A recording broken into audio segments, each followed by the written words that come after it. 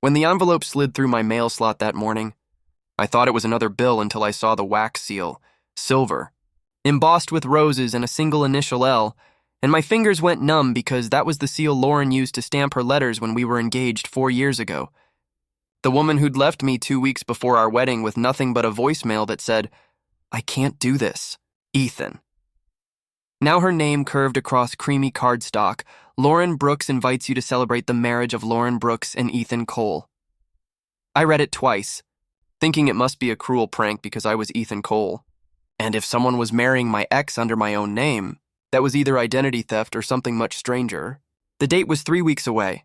The venue a coastal resort outside Portland where we'd once promised we'd honeymoon. The coincidence made my stomach twist. I called the number listed for RSVPs. It rang until a man's voice answered, smooth, amused, unfamiliar. "Mr. Cole, we've been expecting you." The line went dead. That was the moment I knew I wasn't hallucinating. Someone wanted me involved. By the time I reached the small detective agency on 5th Street, the rain had started to needle sideways, and the neon Lane and Hart investigations flickered like a lie trying to stay alive. Detective Clara Lane met me with an umbrella and eyes sharp enough to edit my sentences before I spoke. She listened as I laid the invitation on her desk, her nail tracing my printed name. "You're sure it's her handwriting?" she asked.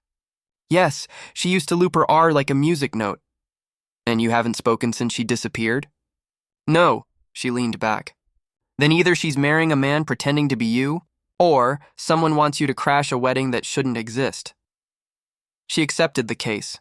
Partly, I think, because she saw something desperate in me worth distracting herself from. Over the next week, we pulled records. No marriage license filed under her name, no new address, social media wiped clean. Still, deposits had been made to the resort under E. Cole L. Brooks. Every time Clara called a contact, the pattern repeated. Polite confusion followed by silence, as if someone behind the line was being watched. The first red herring arrived by courier, an anonymous envelope containing a single Polaroid of Lauren at a dress fitting, smiling at someone cropped out, time-stamped 2 days ago. The sender address was blank. The courier company had no record of the pickup. Clara flipped the photo under a lamp. A faint reflection in a mirror behind Lauren showed a tall man in a gray suit. "He's wearing your cufflinks," she said quietly, and I realized he was the same silver inlaid pair Lauren had given me the night we got engaged, engraved "Yours always." The implication chilled me. Whoever he was, he'd been close enough to borrow details from my life. 2 days later, while tracing the resort's financials, Clara discovered the reservation had been prepaid through an offshore account using a bank ID registered to my late father's estate, an account closed years ago. That was red herring number 2. We thought maybe my identity had been hacked for money, but the funds hadn't been withdrawn. They'd been added. Someone was paying to keep the fiction alive. Through it all, I felt the gravitational pull of Lauren's memory. Every coffee stain on her old letters, every ghost of a laugh I hadn't heard in years. When Clara suggested we drive up to the venue pretending to confirm vendor logistics, I agreed, even though the idea of seeing her again, or a version of her, made my lungs tighten. The resort rose out of the mist like an expensive mirage, glass, cedar, and the slow heartbeat of the sea beyond. At reception, the clerk's smile faltered when I gave my name. "Ah, Mr. Cole, welcome back."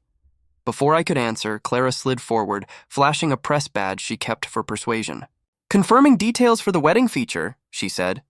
The clerk nodded nervously and printed an itinerary, 3 days of events culminating in a ceremony by the cliffs. Under Groom Suite, it listed Ethan Cole, Seaside Wing 302, a room already checked in. When we reached 302, Clara picked the lock faster than I wanted to know she could. Inside, men's clothes my size, aftershave I used to wear, a laptop logged into an email account under my name. In the wardrobe hung a navy tuxedo. Pinned to its lapel was a small silver rose, the boutonniere style I'd chosen for our canceled wedding.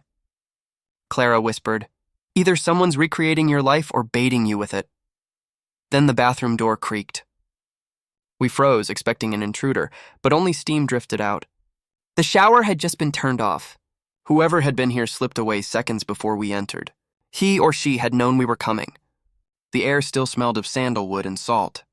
In the fogged mirror, someone had written 2 words with a finger: "Get out." That night, back in Portland, Clara insisted I stay at her office's spare flat for safety. It was less an offer than an order, but the forced proximity carried a tension I didn't know how to name. She moved like a soldier trained never to drop her guard, yet when she poured us coffee, her hands trembled. At 2 a.m., she knocked on the guest room door holding her phone. "Ethan, you need to see this." On her screen was an email sent from the account on the laptop we'd found, sent exactly 5 minutes after we left the resort. It contained our photo from the lobby security camera and the message, "Stay out of our wedding, E." I felt sick. "Someone's watching both of us," she said.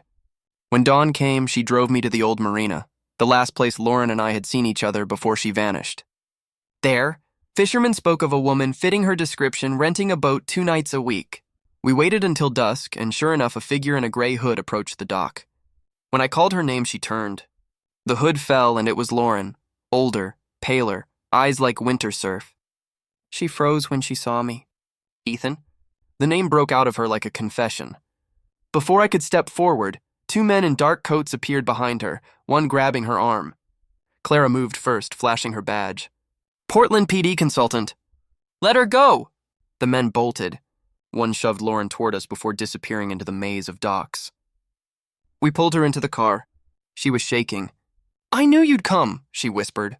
"I didn't send that invitation." Her words detonated every theory.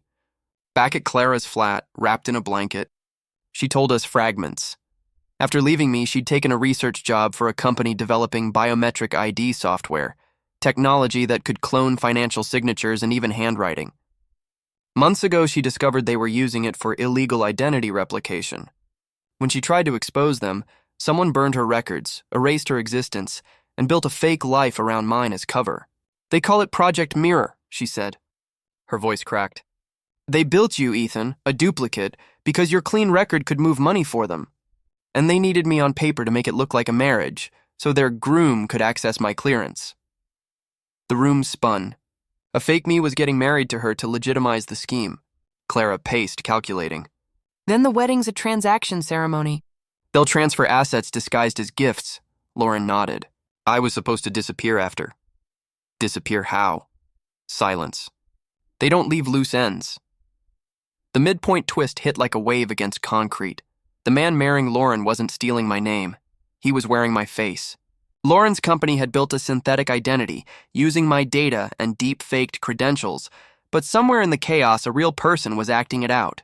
When Clara asked if Lauren had seen him up close, she said quietly, "He looks exactly like you except his eyes." They don't blink right. Outside, sirens passed, trailing the smell of rain and fear, and I realized the only way to stop a wedding where I was the groom was to attend it myself. We spent the next 48 hours living like fugitives from a story we hadn't written, tracing digital shadows through company registries and offshore shells. Clara's office turned into a war room lit by laptop glow and exhaustion. Every path led to one name, Lucent Systems, a defense contractor posing as a tech startup, and every search hit a firewall designed to warn whoever was watching that we were getting close. Lauren was terrified but determined. Guilt had chiseled something strong into her. I caught her staring at me more than once, as if memorizing the original before the counterfeit replaced me entirely. That night, as rain mapped the window, she whispered, "I left you because they threatened you. I thought walking away would keep you safe." The words hurt and healed at once. Clara interrupted with the kind of news that rearranges breathing. She'd traced the payment that funded the resort wedding to an internal Lucent account authorized by a senior partner named Donovan Hale, who, according to public records, had died 3 years ago. Dead men didn't fund weddings. The next morning, we drove back to the resort under fog that felt staged. Clara insisted we play along. The wedding was 2 days away, and security would be tight. She'd pose as the photographer, Lauren as the reluctant bride, and me, well, as myself. The plan was insane, but logic had left town days ago. We checked into a cabin nearby and spent the night rehearsing. The forced proximity between us, the real me and the woman who'd left to save me, was almost unbearable. She fell asleep on the couch, head against my shoulder, and I promised silently that this time I wouldn't let her vanish for my sake. At dawn, a car pulled up outside. A man in a gray suit stepped out carrying a garment bag. He looked exactly like me. Not similar, exact, from the scar on my chin to the half-moon freckle on my temple. Watching him walk toward the resort made my stomach twist with vertigo. It was like seeing my ghost arrive early to its own haunting. Clara's voice was a whisper. They replaced you with a living replica. He's your mirror. We followed at a distance, documenting everything. Later, in the ballroom, I watched from behind a service door as my double-rehearsed vows with Lauren's imposter maid of honor. His movements were precise but empty. Clara mouthed, "He's wired." She'd spotted a faint outline under his collar, an earpiece. Whoever controlled him was close. The dark night of the soul descended that evening when our plan collapsed. Lucent's security team stormed our cabin, seizing laptops and hard drives, claiming a cybercrime investigation.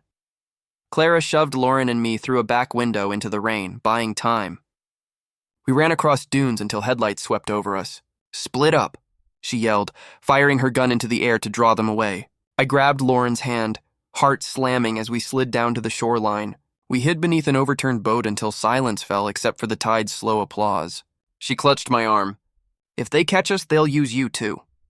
I said, "Then they'll have to take the broken version."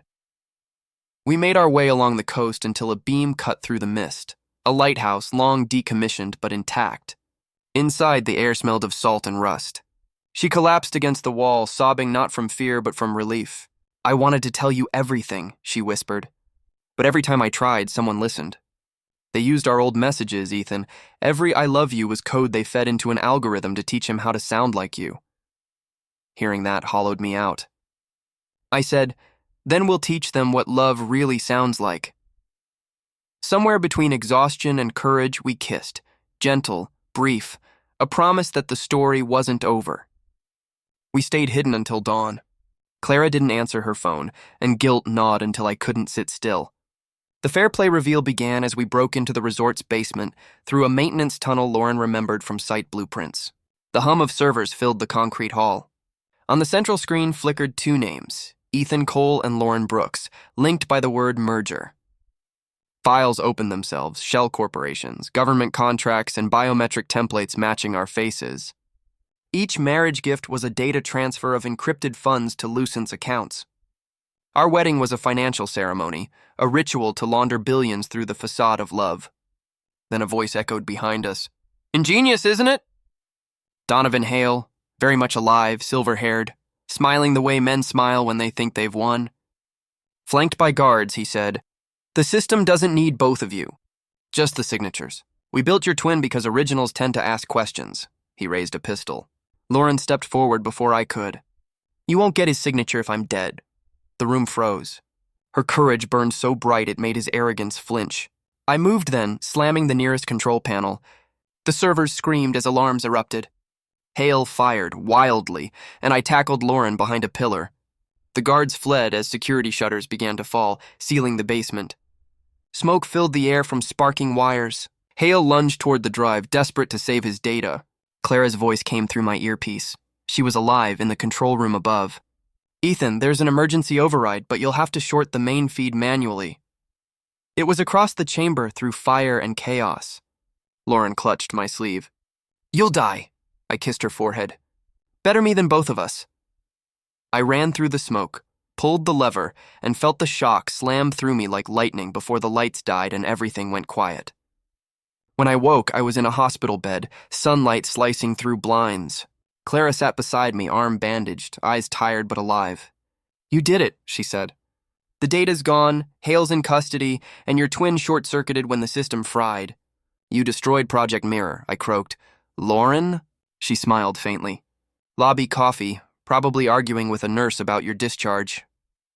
Moments later, Lauren entered, hair tied back, carrying a paper cup and a look that made the room warmer than it had any right to be. "You idiot," she said softly. "You were supposed to run." I managed to smile. "You always did love impossible men." She set the cup down, took my hand, and whispered, "They built a copy of you, Ethan." But even with every line of code, they couldn't fake the part that chooses to save people. That's what makes you real. Weeks later, we stood together on the beach where we'd once planned to say vows that never happened. Clara officiated this time, her sling traded for a grin. There was no tuxedo, no grand audience, just salt wind, truth, and a promise rebuilt from ruin. When Lauren slipped the ring onto my finger, The tide washed over our shoes, and I finally understood that some stories begin only after they burn.